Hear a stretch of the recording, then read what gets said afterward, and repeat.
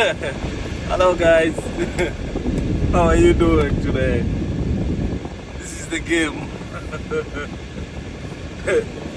This is the game, showing up and doing the same thing every day, repetitively for a long time. I didn't know this. I didn't know that you stay there. You stick there. You don't move.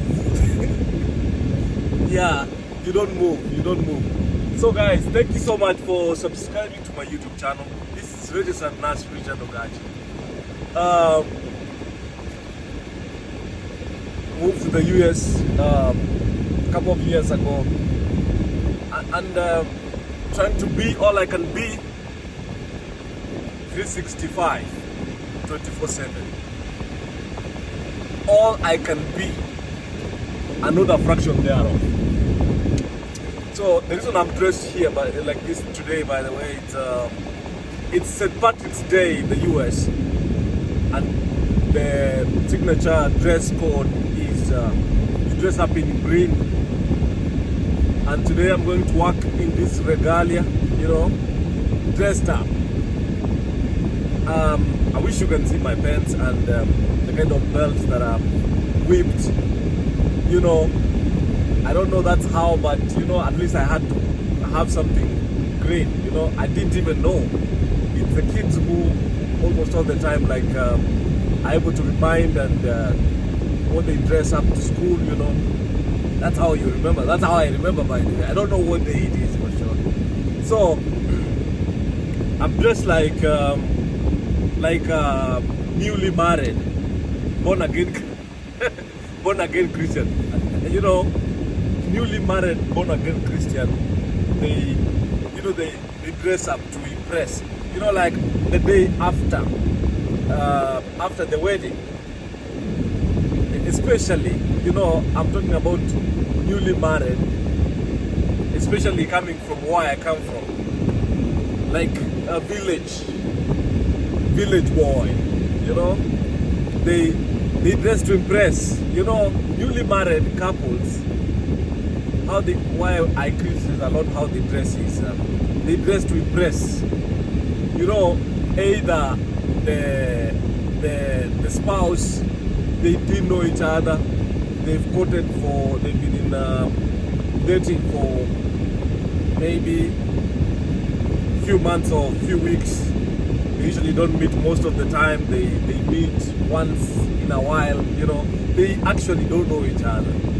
So especially the day after the wedding, there's that anxiety you see in them. They're so scared maybe what the new spouse is gonna learn about them.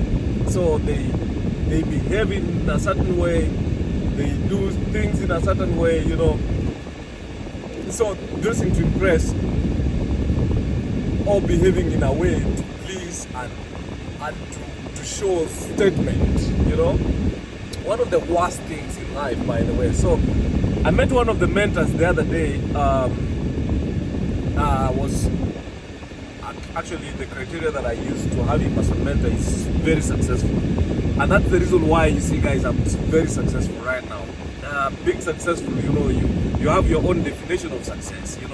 Like now, I'm very successful in being happy, and in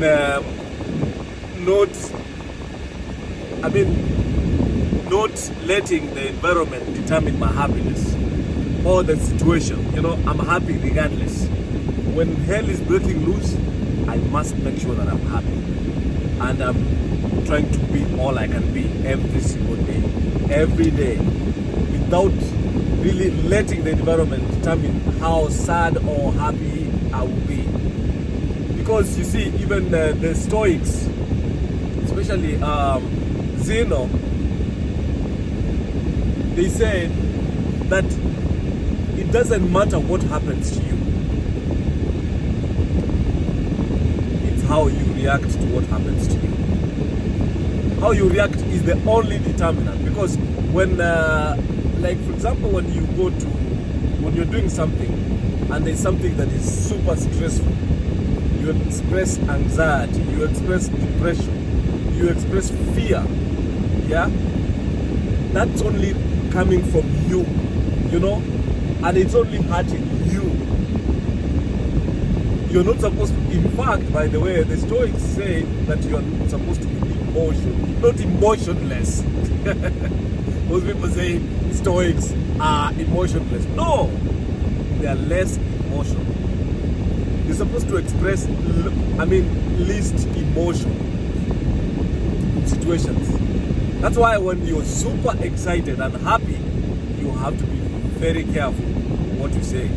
You have to be very super careful what you say, how you speak. When you are super angry, when you are super angry, you have to be so careful, because that time is when you can mess. It's when you can find yourself in trouble. You know, when people are angry, that's when they curse. That's when they throw insults. That's when they show their true colors, like they are unruly, you know. They can't keep calm, you know. So trying to be less emotional. I've been emotional. I've been too emotional before. So when I met this guy, I was talking about this guy who is apparently trying to show me the ropes. So he told me, he was asking me general questions to understand maybe how I grew up, you know, what are the situations, you know. But he ended up making 3 very key observations. Not even key observations, like he asked very outright questions that he came to tell me that it was the reason why he accepted my request. He asked me how I grew up, how my dad was, how my mom was. So when I described my mom was the one who gave me, or us, with my siblings, unconditional love. Unconditional love. Like, you can go wrong, you can you can mess, but still they listen. She would listen and say, my son, you know, what's going on? You know, come on, mess so many times, but still they come, mom, just sit us down and tell us, you know what, guys, don't do this, don't do. You make the same mistake again, over and over, but she would still again, like, show unconditional love to all of us. There's nobody, I don't think in our family there's anyone who was more love than the other. Maybe I didn't speak it. I'm not sure, but I didn't see any preferred kid. So, unconditional love, we were loved. Like, you make a mistake, you do something wrong, she was the one to go to, oh, these kids, you know, what happened again, you know, come on home, don't be sad, listen, you know, that when you've done something really wrong, she was like the one we could get away with everything. And my father was the exact opposite. You never please my dad. You do this, he tells you, why didn't you? There is a chance for this way. You get good marks in school, he says, no, that's you. When you are leading, like in a subject, or maybe you really performed so good, again he would say, you know, that competition, when you are leading, he would still say, you know, leading, it doesn't mean that you are leading in the entire district. My goodness. When you are leading in your school, he would compare again, you know, in the district, if you could lead in the district, then he would tell you, you know, you are not the one who is leading in the province. And if it was the province, you are not the first in the country, nationals. You never please this guy. Very nice, good guy, by the way. I loved him for that, because that's where I derived this energy, you know.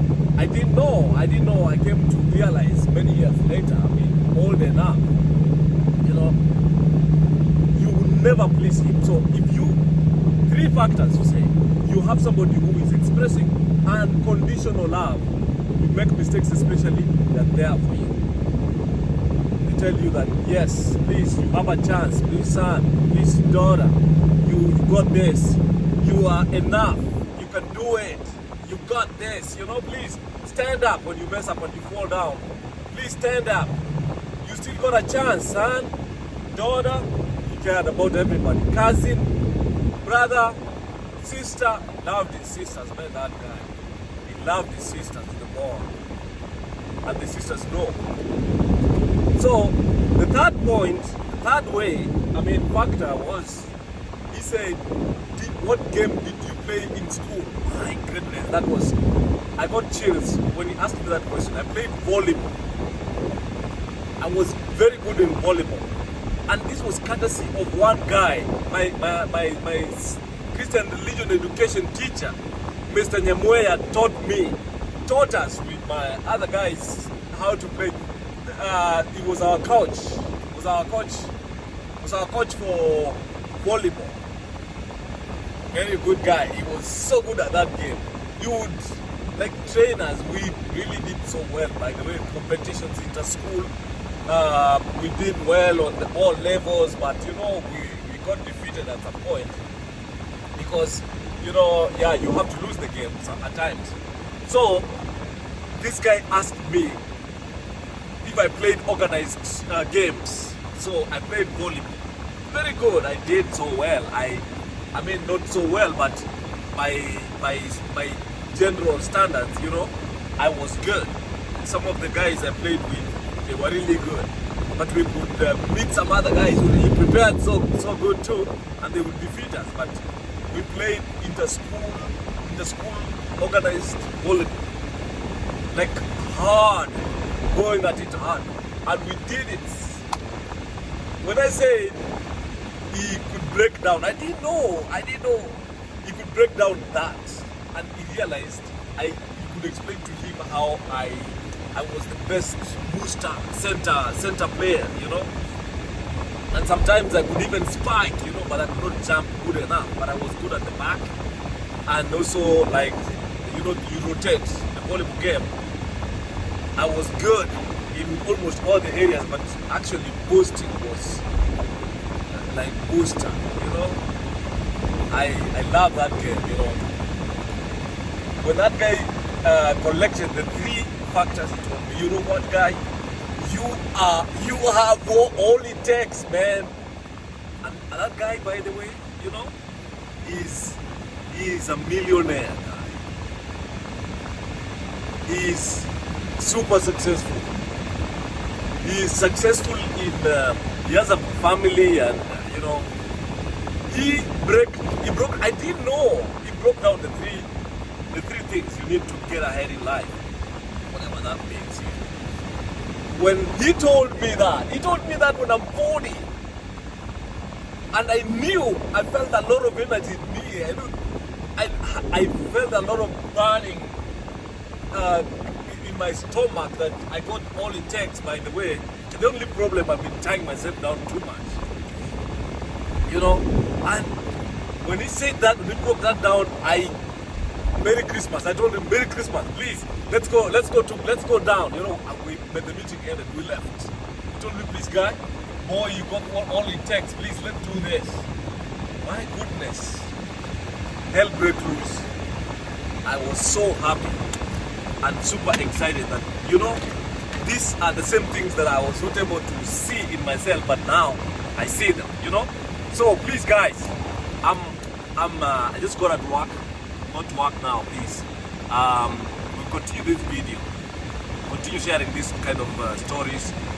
And guys, please, thank you for watching my videos on my YouTube channel. Please subscribe and like, and also click the bell so that you're notified when a new video comes up. But usually look up for a new video every single day. Come on, guys. Thank you so much, and I will see you next time. Bye bye.